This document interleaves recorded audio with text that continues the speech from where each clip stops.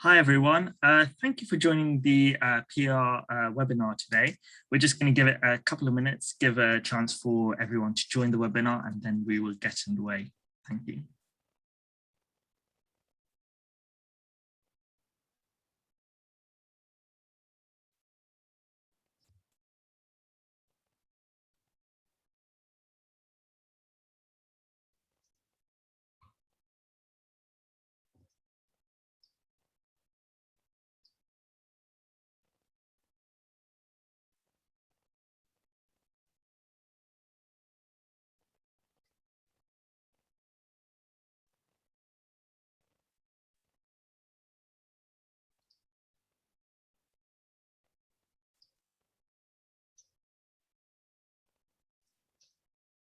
Hi everyone, thank you for joining the webinar today. We're just going to give it one more minute, give a chance for people to join the webinar, and then we will get underway. Thank you.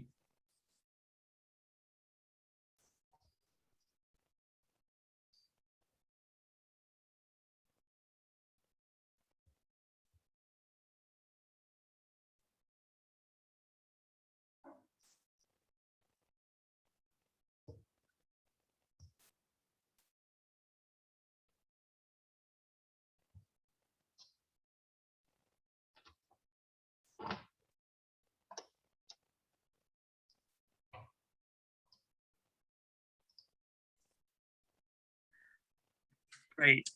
Thank you all for joining the PR webinar today. We're really glad you can join us today.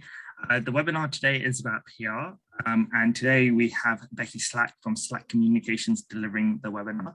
She has also participated in the Christmas Challenge herself a couple of years ago for Prisoners of Conscience, so she's the absolute ideal person to be delivering this webinar, both from a PR perspective, but also from understanding what you are all going through for the Christmas Challenge.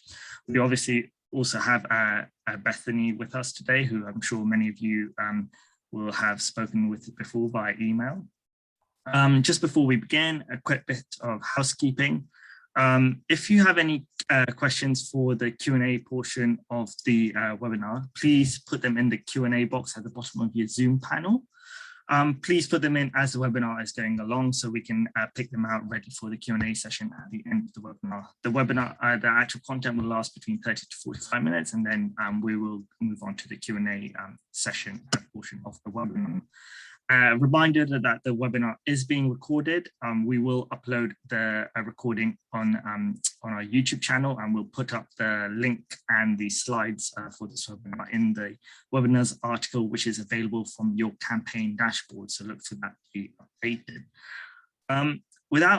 Oh yeah, and I just meant to mention as well, if you'd like to introduce yourself to any of the other attendees in this webinar, please use the chat function on the right-hand side of your Zoom panel. Just make sure that the to function is set to everyone so everyone can see what you are writing.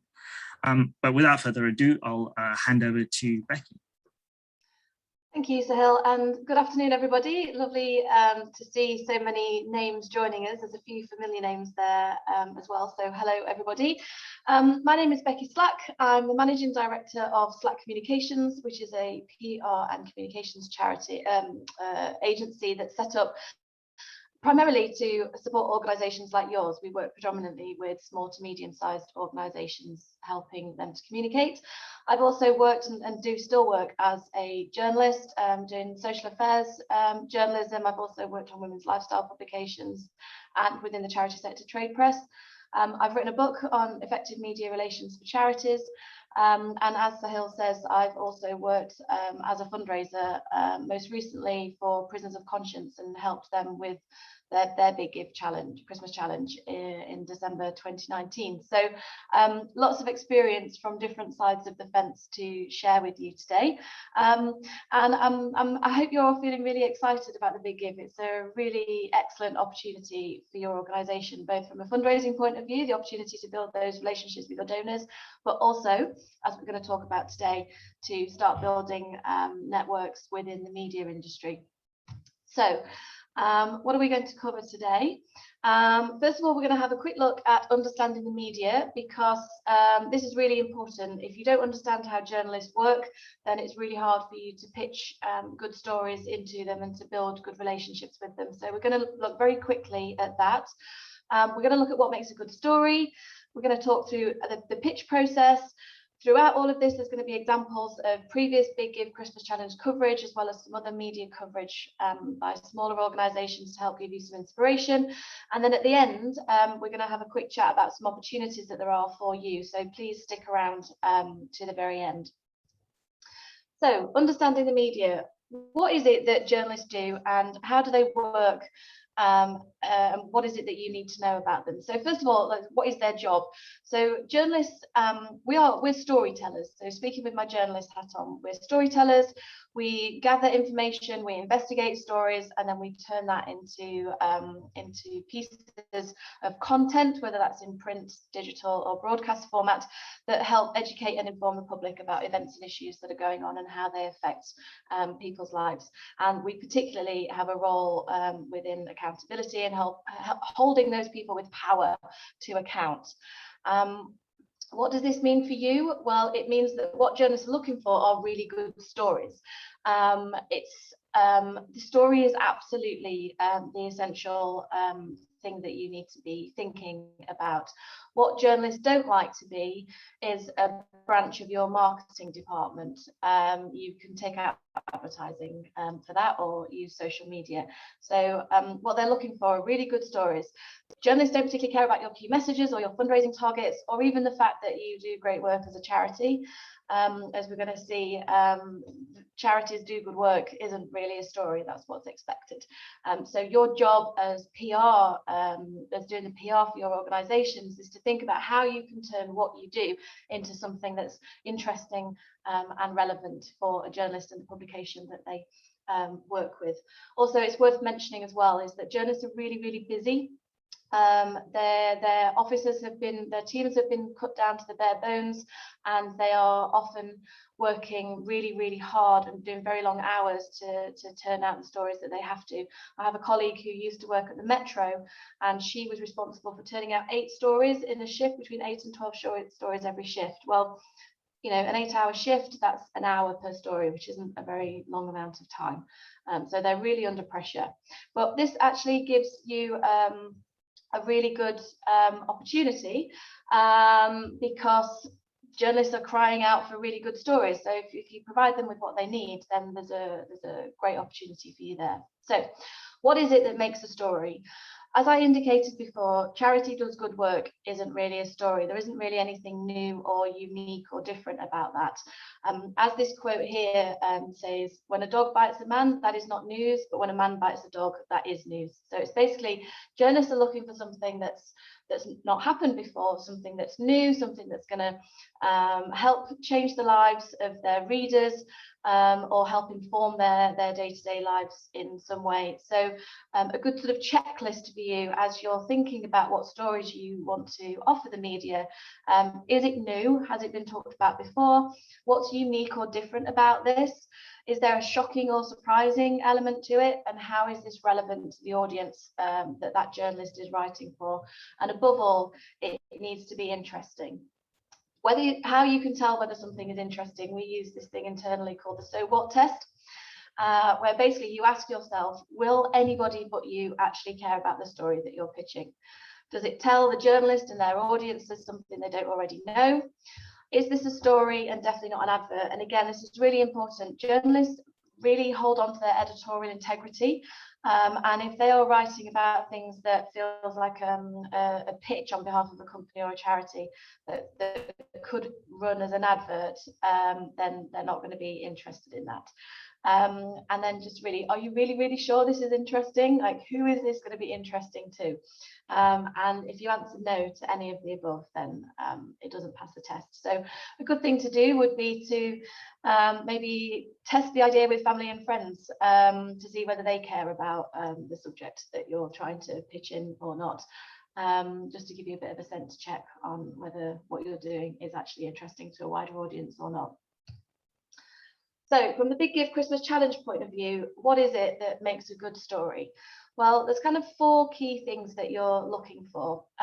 Data is the first one. So journalists love a good statistic on which they can hang a story. So surveys with your beneficiaries, surveys with the public, statistics about your work, particularly if you've noticed that there's been an increase in demand for services, for example, particularly during the last 18 months of the pandemic. Any data that you can provide that links into the wider news agenda will stand more chance of being picked up than something that no one's ever heard of before. And kind of the scale is also important. So the bigger the number of people affected, the bigger the amount of money, etc., the better. Celebrities are always really good. They give that kind of glamorous kind of appeal that a lot of publications are looking for, particularly those that are consumer facing. Celebrities can be a really nice way of giving journalists a little bit extra to write about. It's not essential that they have personal experience of your cause, but it's ideal. So let's say, for example, there's a female pop star who has experience of breast cancer, and she is doing some work with the breast cancer charity. Going on television or radio or speaking to a journalist about her experience of breast cancer and how that feeds into the work of the charity would have much more impact and be a much more powerful story than, say, another celebrity that doesn't have experience of breast cancer, for example. Real people. So particularly given the size of your organizations, this is probably the area where you're going to have most luck. So really strong stories about how your organization has transformed the life of somebody. As I've put here, photos are essential, and I'm going to come on shortly into a bit more detail about what makes a good case study. But what you're thinking about is that triumph over tragedy, rags to riches, that transformational piece about how somebody was in a certain situation, they found your organization and you helped them, and now they're in a completely different situation. And it's about how you have transformed their life. So the stronger, the bigger the transformation, the stronger the story. And then the other option that you've got is opinion, and that's saying something interesting or challenging that's going to advance the debate or create a debate. The challenge with this is that as it's an opinion piece, it's got to be opinionated. You can't be safe with this, and that can sometimes be challenging if you've got to think about donors and reputation, and whether you risk offending important people to your organisation. So that's it's the least popular option, I think, on this, because there's a little bit more risk involved. It depends on how brave your chief executive is. Some of them are quite willing to put their head above the parapet and say something challenging, others are not. So just having a look here, these are some stories that relate to the charity sector from across the BBC over the last few days. And I just wanted to sort of talk about how they relate to the information that I've just provided you with. So just starting on the right hand side with Hugh Grant. So Hugh Grant donates 10k to Burnley Free Plumbing Charity. This is a story that was in the local BBC Lancashire. It's not really a nationwide story, but it is a nice local media story. The use of the celebrity here is what got this coverage, and also the amount of money. So had Joe Bloggs from down the road donated £10,000 to the charity, it's unlikely that it would have been covered by the BBC. The fact that it was Hugh Grant gives that celebrity angle, so that's what makes it interesting and unique. However, had Hugh Grant only given £100 to the charity, it's unlikely that it would have been covered. So hence that's the what I said about scale, and the larger the number, the better. So yeah, you've got this story ticks 2 of those boxes. You've got the celebrity and you've got the scale, and it's only really relevant for local media, not national. Underneath this, you've got Dad's Suicide Awareness Walk raises £500,000 for charity. Again, this made it out onto national coverage, not regional or local. And the reason for that, again, is the scale. So it's the £500,000, but also it's the story hook as well. It's really emotive. It's about two dads who came together after their daughters took their own lives. So there's a really emotional story there that's really going to grab the public attention and pull on those heartstrings. So and although there's no picture here, I know that there was also some really good images attached to that. And then the other two stories are both from reports that charities have launched that contain data, and they are relevant for a wider news hook. So walking paths have become bogs and need repair. This is from the Ramblers Association, and it's linked to the Chancellor's Autumn Statement, which is taking place, I think, as I speak. So that's got the current news angle, and it was full of data, and again there's some good images there. And then this other one about the COVID pandemic may increase people trafficking. That's a slightly different angle on the COVID pandemic. Now, the pandemic has obviously been around for about 18 months, and lots of stories have already been done with regards to COVID. So if you want to use COVID as a hook for your organisation, then you need to find something that's a bit new and different and unique. And this is exactly what this charity has done here. Also, it had a very female focus. Obviously, people trafficking is predominantly women who are trafficked. So this story was targeted at Women's Hour because that is the audience. Women, you know, the audience matches the story. That's another thing to think about. What happens if you haven't got data and if you haven't got a celebrity? Well, all is not lost. You can use the Christmas challenge itself as a news hook, although I would suggest that it's not a national news story, but for a local or specialist media publication instead. What's really important, if you want to use the fact that your organisation is participating in the Christmas challenge as the news hook, make sure that you demonstrate what the money that you raise is going to be used for. And the bigger the difference and the more important the issue, particularly to the local area, if you're targeting local newspapers and media, is the impact that you're going to have on that local community. And make sure that you've got some really good, strong photos, because this in itself will also increase your chance of your story being picked up. Quite often, if the news story itself is quite weak, but there's a really good image, then newspapers and magazines will do it as a photo story rather than a sort of official news story. And again, think about case studies.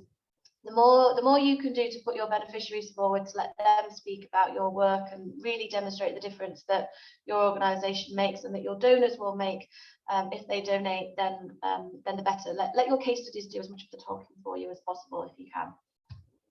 So here's an example of that in action. So this is from the Birmingham Hippodrome, which participated, I think it was 2019, and they managed to do a kind of before and after with regards to the Christmas challenge. So here they obviously put out a press release before the Christmas challenge took place, which was about the fact they were participating. And they focused on the fact that the work is going to enable young people from areas of low social economic engagement to visit the shows, participate in workshops and develop career opportunities in the creative industries. And then the follow-up piece, which happened afterwards, was the fact that they smashed their target. And importantly, in both cases, they've got really nice images. I mean, those beautiful children's faces there, that's gold dust for journalists. So, you know, the stronger the image, the more chance of success.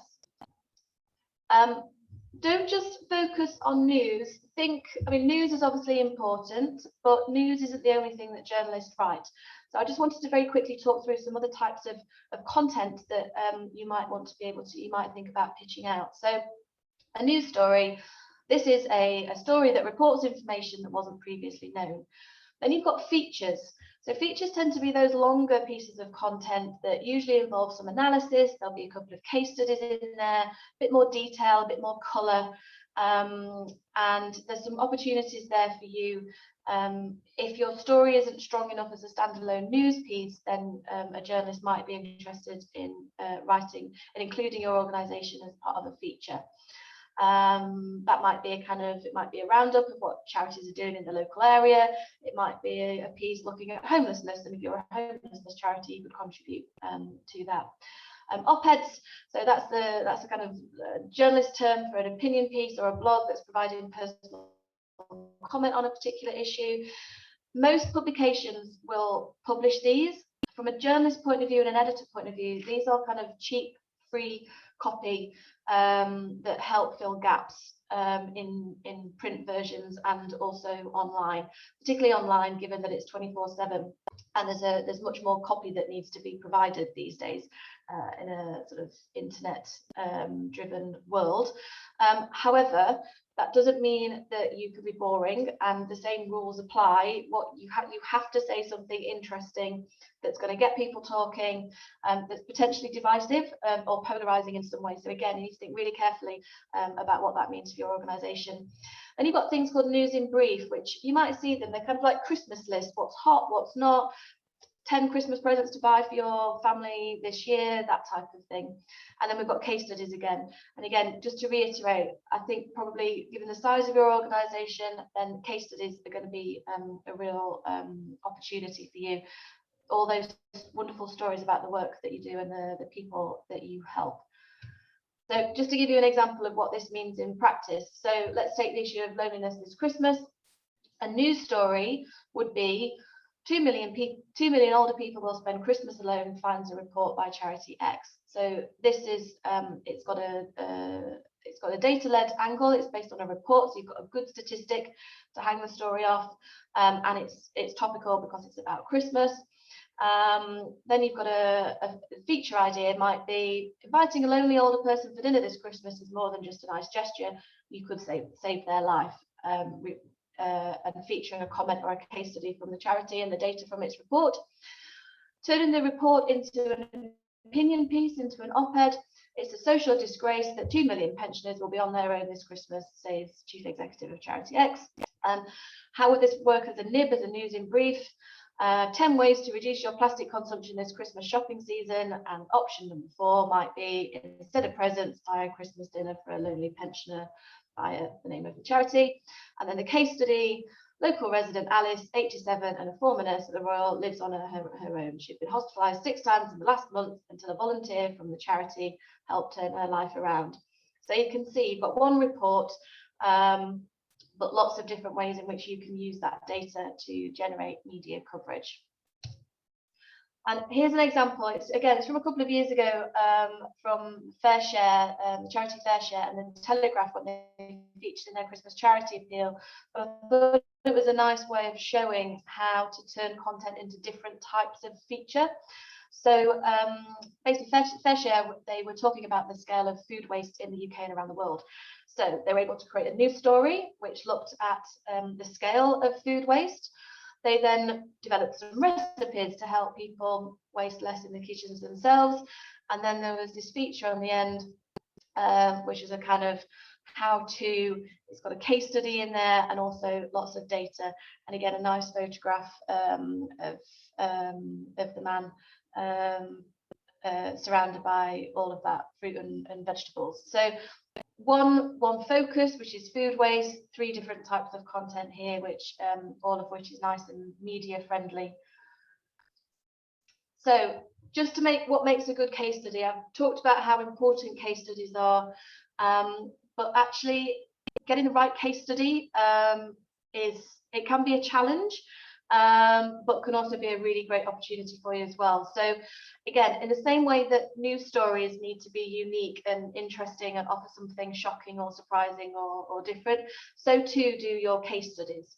So for example, let's say you're a charity that helps young people become more employable and find work.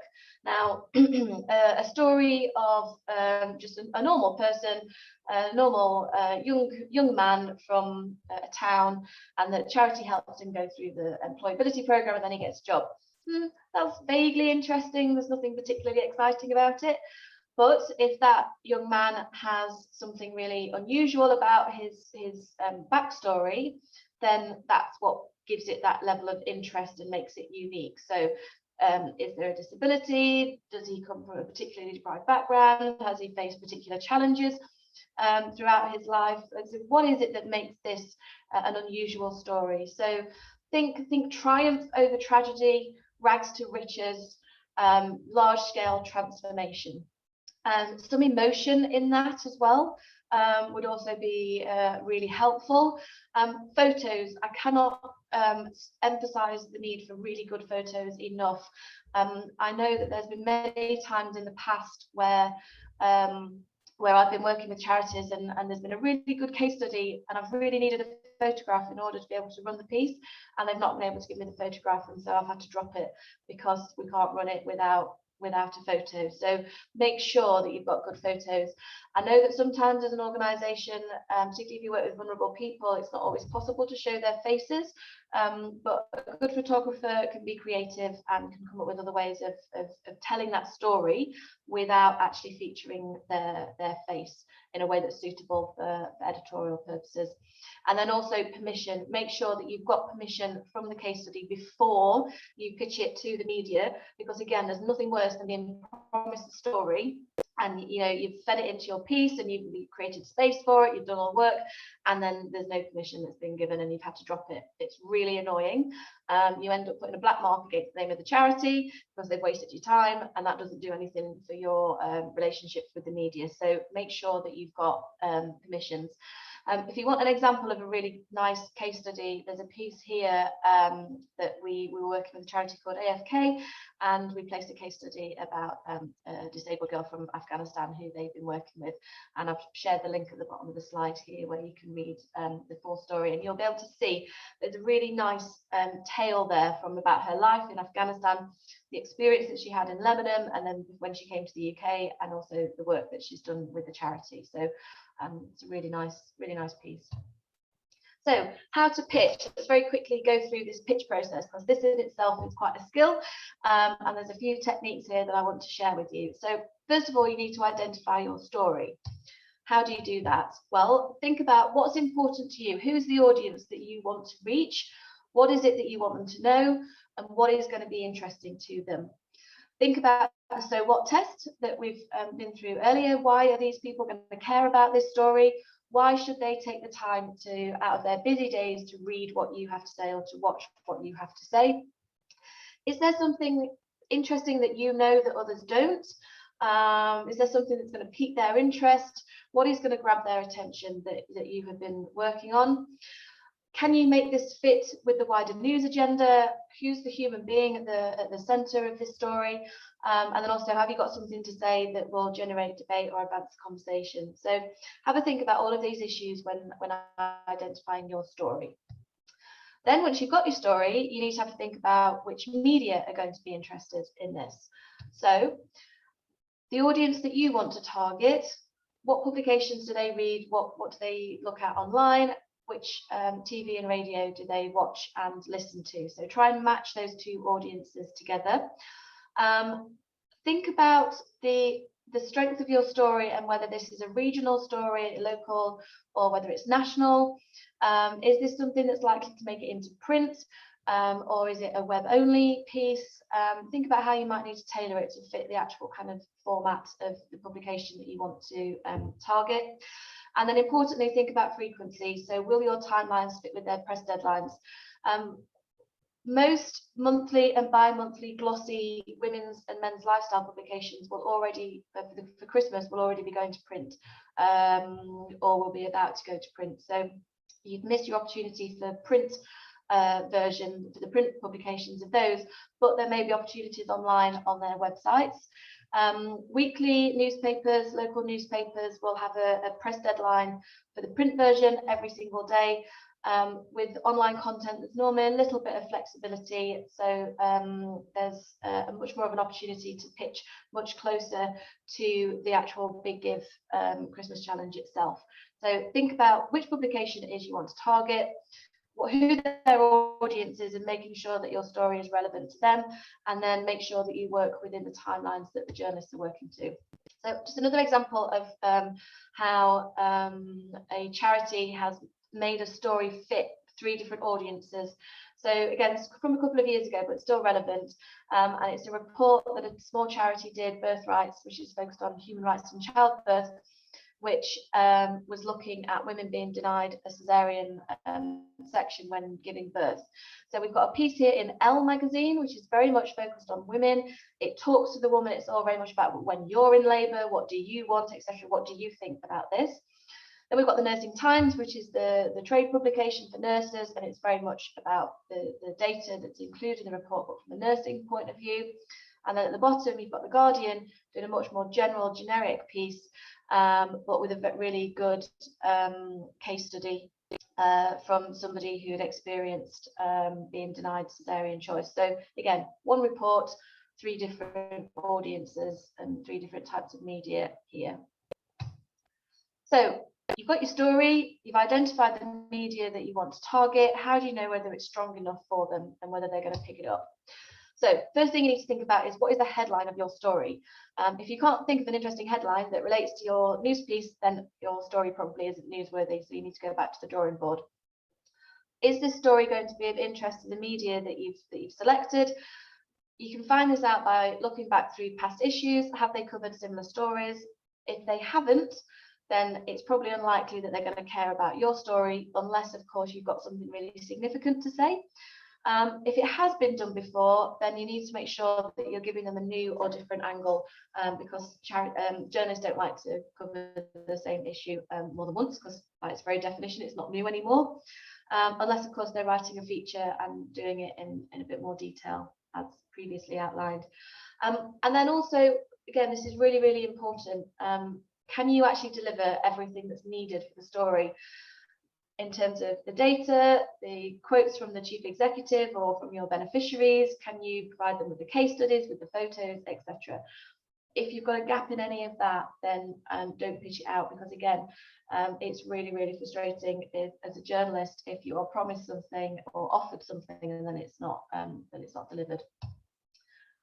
So you've got your story, you found your media, you've decided that this story has got some legs and you want to pitch it. How do you do that? Well, first of all, you need to identify the journalist. You can do that in a number of ways. So inside print publications, you have what's called a flannel panel, which is a section of a page that's dedicated to the name and address of the publication, who prints it, and they will give the name of the editor and the journalists that have worked on it, and possibly also to their email addresses. Online, most publications also publish the names of the journalists.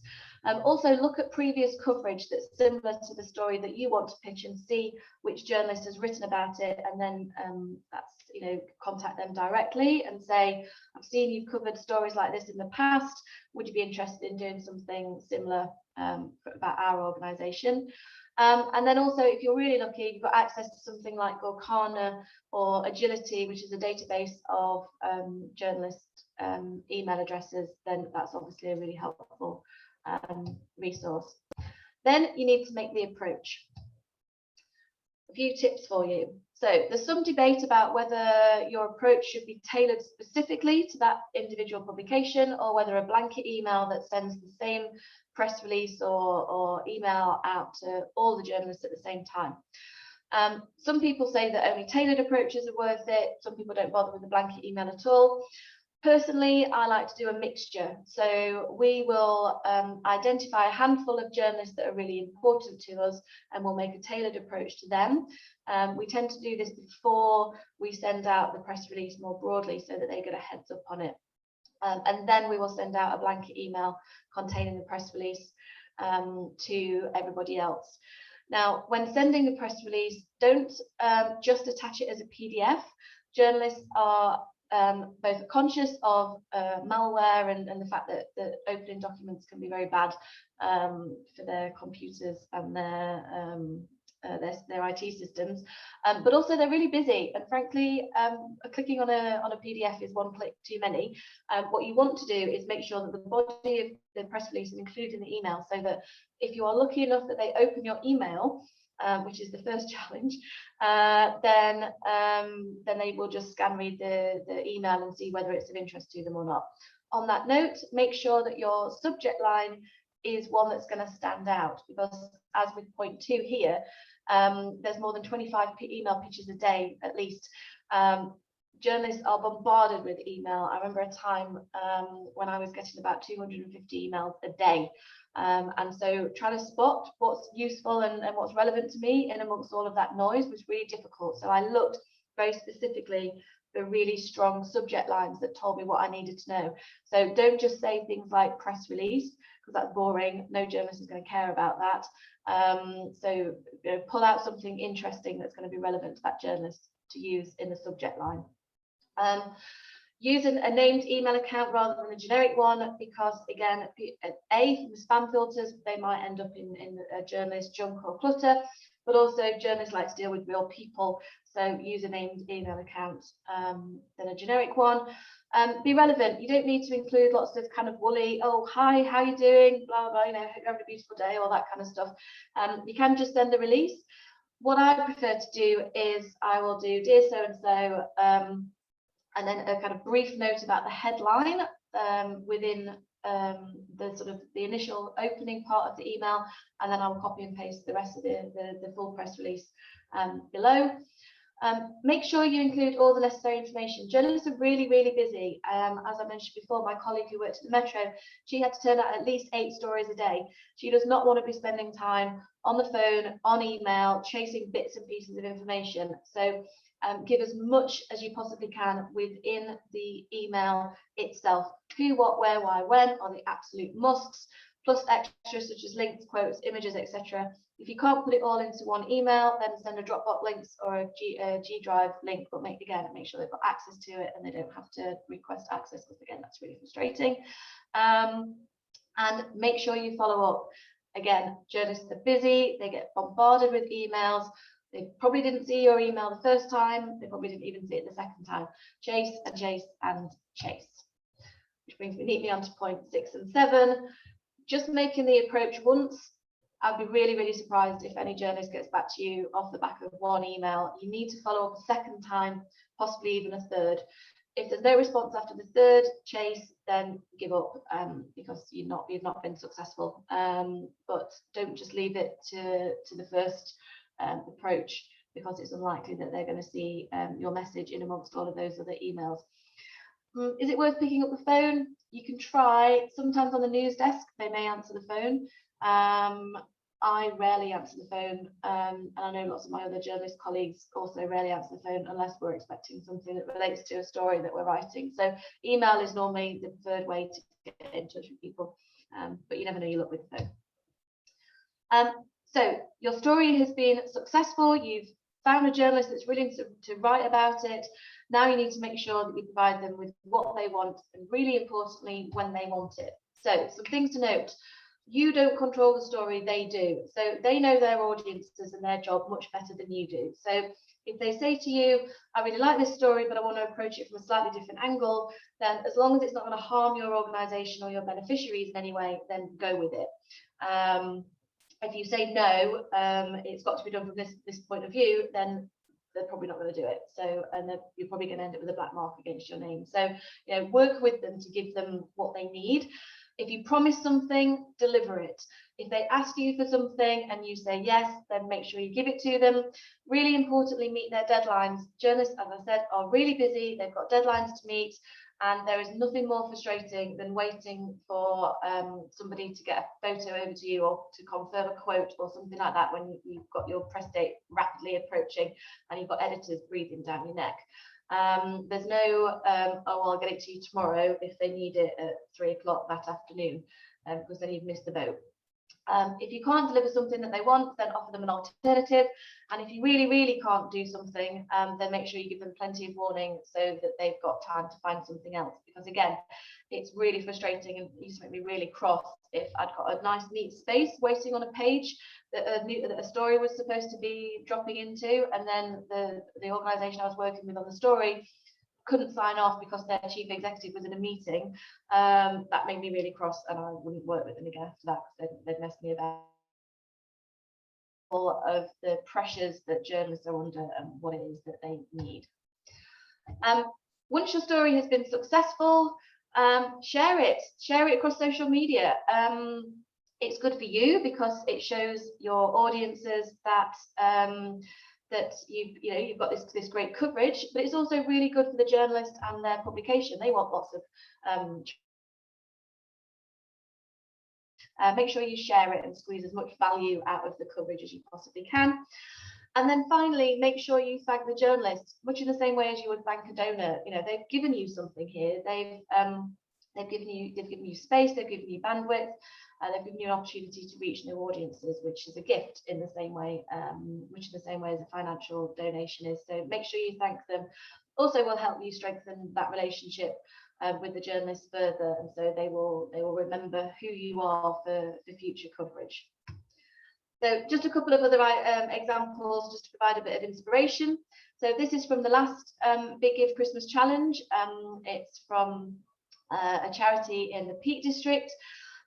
They didn't do a report specifically, but they were able to provide the journalists with some really good data about how badly the peatland moors in the Peak District have been damaged. And also it's got a relevant news hook in that it's attached to climate change, which obviously has been a big issue for quite a long time now. So you've got the data and you've got the relevant news hook and the fact that it talks about the Big Give Christmas Challenge. This was from a couple of years ago. This is the Why. They went onto the radio. They went to talk about the issues faced by young people getting into work and the Big Give Christmas Challenge. So note that what comes first is the issues faced by young people getting into work, and then the secondary part of the story is the Big Give Christmas Challenge. Make sure, this is what I mean about making sure that your story is nice and strong.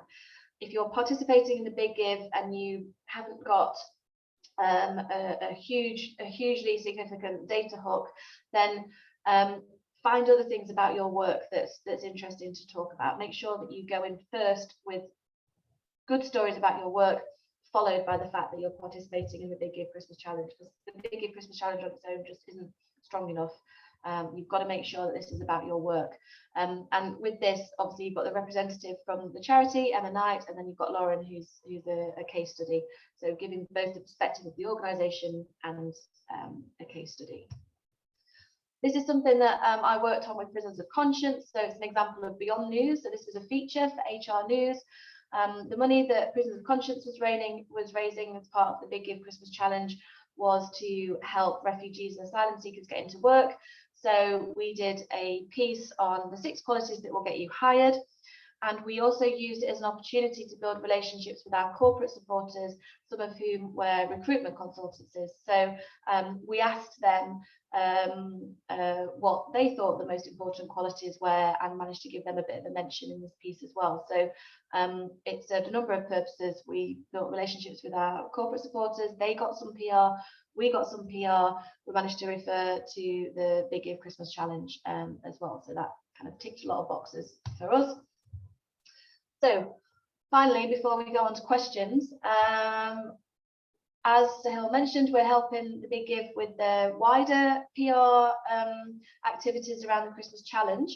And we would love to be able to include some of your stories within that work. So we're looking for really strong case studies about the transformational impact that you have had on your beneficiaries.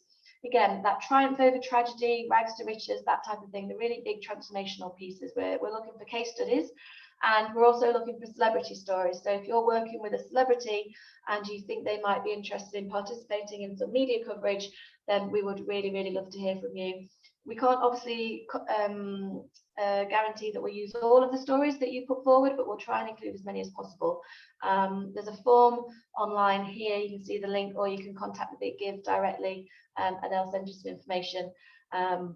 There's the form on there contains a short Q&A which will give some information about the case studies, so we can have a think about how we might be able to use that. But as I say, we're really keen to involve as many of you as we possibly can. So if you've got stories that you want to share, then please do. And now over to questions. Thank you, Becky. That was really, really great. Just to add on the last point as well, is that we will be emailing out the form to you as well today. So as well as you will receive that form by email as well to if you want to any charities. But yeah, thanks again, Becky, for delivering that webinar. Yeah, we do have some questions. So one question is, in terms of sourcing relevant press contacts, I understand sometimes there are databases about with press contacts. Would you recommend investing in those or like sort of purchasing access to them, or is that hit and miss? Yeah, so they're quite expensive and only really useful if you are putting out a lot of press releases. At least one a week, I would suggest, is would be needed to get real value from it.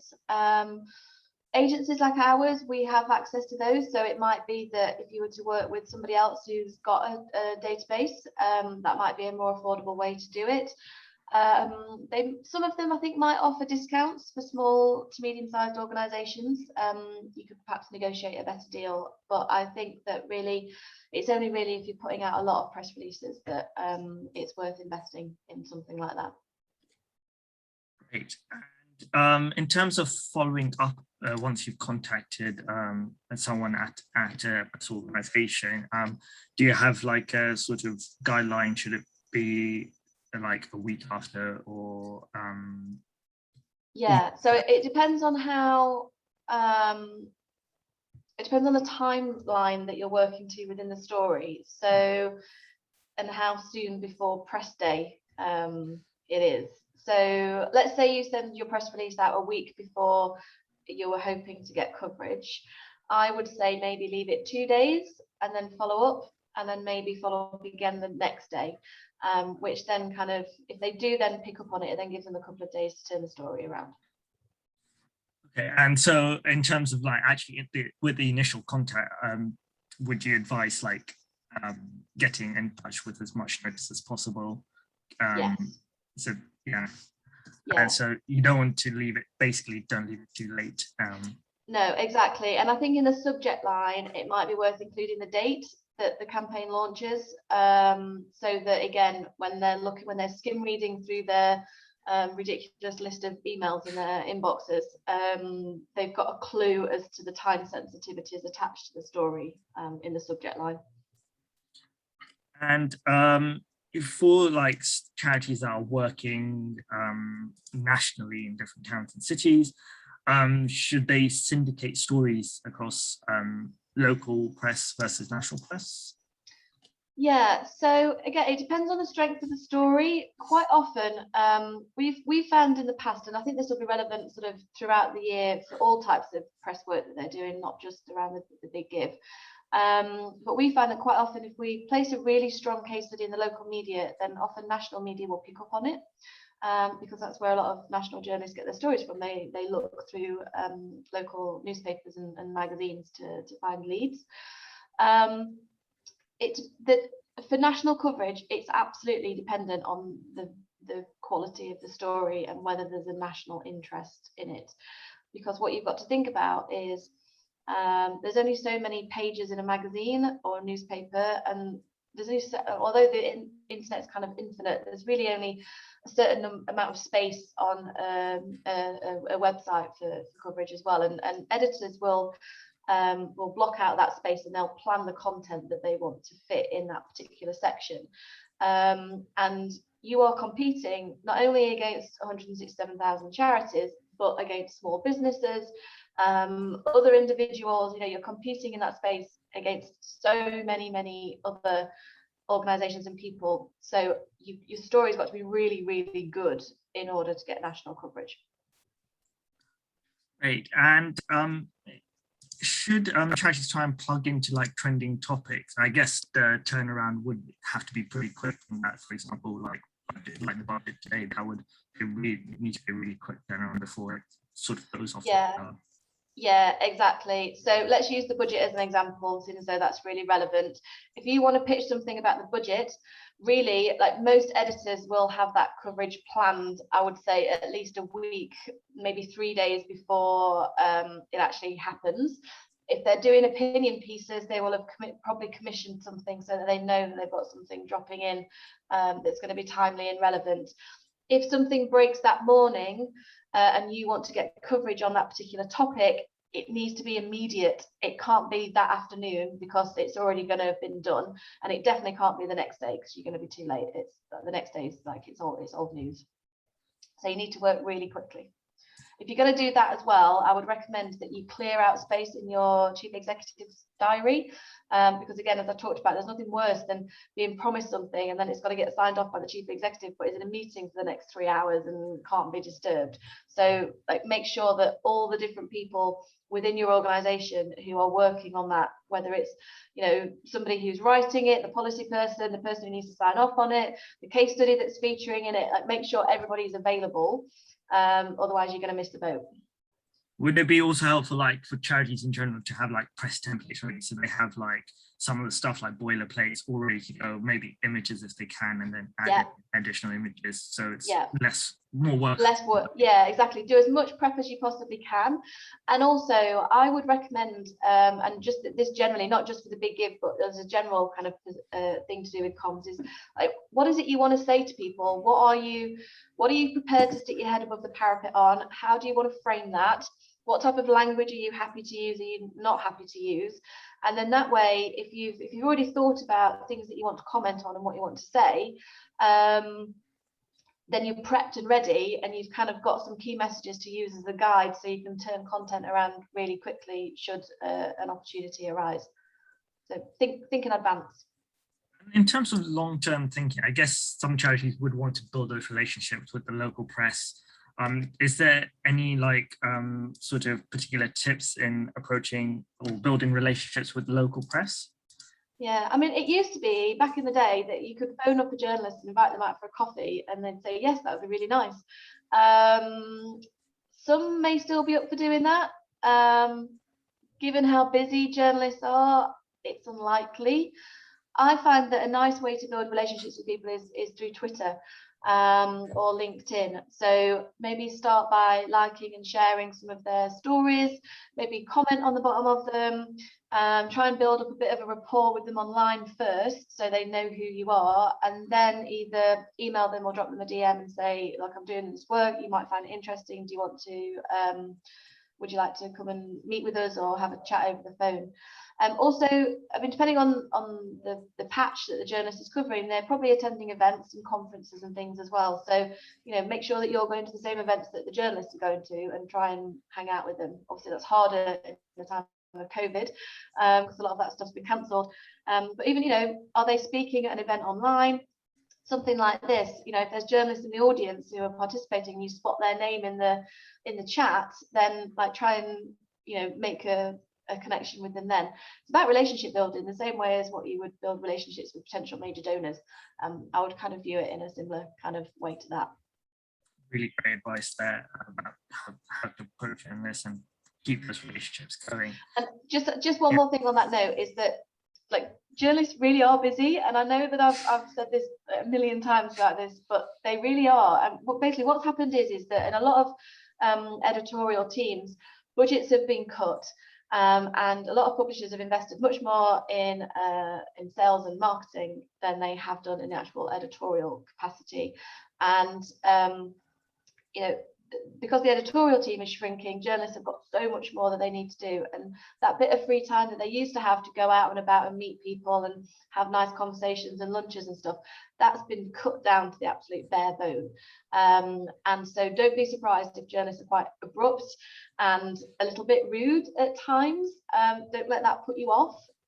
It's just them being stressed and busy and possibly a bit obnoxious. But yeah, don't let that put you off. Keep going. But if they tell you to stop contacting them because they're too busy, then stop contacting them, because then you'll just get on their nerves. Yeah, I think that's a general advice as well. Is there a best day to pitch a story? I mean, is there, like, for example, is the weekends more quieter for news, or does it really just depend? Yeah, there was a debate going on in one of the one of the Facebook groups that I'm on about this very issue the other day, and I think the answer is it depends on the publication. So a weekly publication, you might have an editorial team meeting, so let's say you go to press on a Tuesday, you might have the editorial team meeting on a Wednesday morning. You plan the coverage for the next week. everybody works all the way through the week, and then on a Tuesdays are really, really busy because it's press day. Like, don't bother contacting them on press day. So in that case, Wednesday mornings might be a really good day to contact them. Sundays, personally, I use Sundays for clearing up my inbox. So Sundays are quite a good day to get hold of me, because I'm clearing through my inbox, I'm sorting out what I'm doing for the week ahead, and if I spot something good, then I add that to my list for the week. But again, it depends on the publication. Like the Sunday papers, you want to be talking to them by Thursday, really, Wednesday or Thursday the week before. So I know this is a really rubbish answer, but it depends on the publication. You need to tailor when you send it out in accordance with the individuals, really. Yeah, that means just doing a bit of research on when they're publishing, just having a look at the history of the timeline of when stories have been released. I think it's probably a good idea. Yeah, and again, like COVID changed quite a lot of things. So again, lots of journalists were working from home rather than being out and about. People have got childcare things, you know, and kids to fit in around stuff. So people work at all weird and wonderful hours these days, and so I think it can be a bit of potluck, really, as to whether you catch people at the right time or not. And in terms of images for case studies, how recent do they have to be? Will they have to be relatively recent for the piece? Yeah. So let's take a young man going through some employability training of some sort. Like, ideally, that's not just going to be a headshot of him, you know, with a really boring background. It's going to be him in action at the charity, or with a nice backdrop of an interesting backdrop of some description. And yeah, you know, let's say he's 20 years old. You want him as a 20-year-old man in the photo, not as a teenager at school. So again, it's about making the image fit the story. You know, if it's a picture like the case study that we did for the Metro with the girl from Afghanistan, we had a picture of her as she is now, but what also might have been nice if they're available was some pictures from her as a life, you know, her life in Afghanistan. Again, it depends on the story, and making it, yeah, you want to make sure that the photos fit the story. And in turn, I know you mentioned, so obviously leading with the actual sort of case study first, and then the Christmas challenge is definitely the secondary message. How likely are sort of news publications likely to actually share the actual maybe campaign page link in the pieces? It depends on how generous the journalist is feeling, how much space they've got to fill, and what type of publication it is. Local media are more likely to include the information about the big give than national, I would say. And again, it depends on the strength of the story. So let's say it's a photo-led story in a local newspaper, and the angle is this local charity is participating in the Big Give Christmas Challenge, then they will include the information. If it's a national story, then the majority of the focus is going to be on the actual case study itself. You might get a little bit of a link at the bottom. It depends. Some publications will use links. They use links as an opportunity to sell. They can sell links sometimes. It depends on the type of story it is. But there's a commercial opportunity depending on the publication and the angle that they've taken. So yeah, so it's always nice to push for that, but don't be upset or surprised if they don't include it. And is it ever worth collaborating with other charities, maybe if they're working in the same area as the charity, or if they're working in the same sort of field?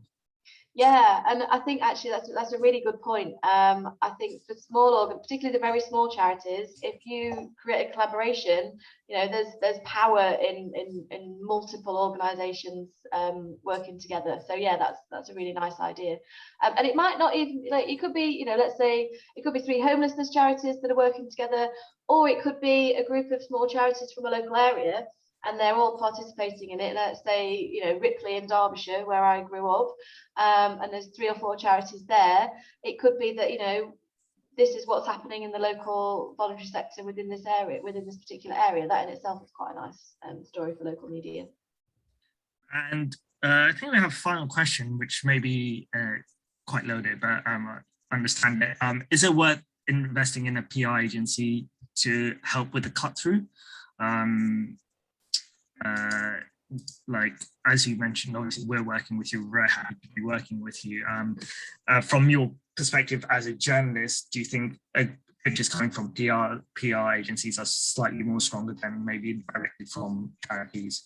Yeah, it depends. So a good PR agency will have they'll have relationships with journalists that are going to be useful to you, ideally ones that where they can just pick up the phone and have a chat with the journalist, because that's, you know, that's our job as a PR agency, is to build those relationships so that we can facilitate that kind of story swapping between clients and the media. Bad PR agencies will take your money and then just send out a blanket press release, and you know, and that'll be it. Be wary of PR agencies that offer you pro bono support, because you will get dumped to the bottom of their to-do list, because paying clients always take priority. So although, you know, pro bono stuff can be really good, just be really mindful of the fact that particularly if you're working on something that's time sensitive, you might not get the support that you were hoping for.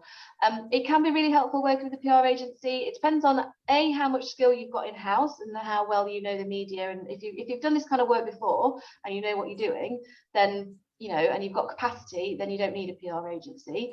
If you've never done it before, then I would suggest working with somebody who knows what they're doing. You don't need an agency. There are lots of freelancers out there who do this type of work who are more affordable than agencies. And yeah, and make sure that you find an agency that understands your world and the work that you do, but also understands the media that you want to target and has some relationships with relevant journalists. Great. Well, thank you so much, Becky. I think we've just run out of time, but thank you so much for hosting the webinar today and your great insight. I think a lot of great information for charities to take away with their PR push.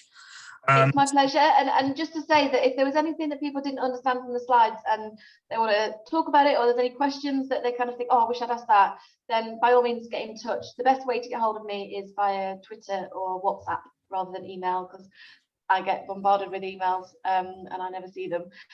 So yeah, if anybody wants to get in touch, then please do. I'm more than happy to continue the conversation offline. That's very generous of you. Thank you again for joining us today. Thank you all, everyone, for attending the webinar today. Just to make you aware that there is an FAQs webinar on the 5th of November. So that's your chance to just ask the big gift any questions that you have. We're going to try and make it a bit interactive. But yeah, the link for the sign up is in the webinars article in your campaign dashboard, so please do sign up. But other than that, I hope you have a great rest of the week and weekend ahead. Thank you all for joining. Bye. Good luck, everybody. Bye-bye.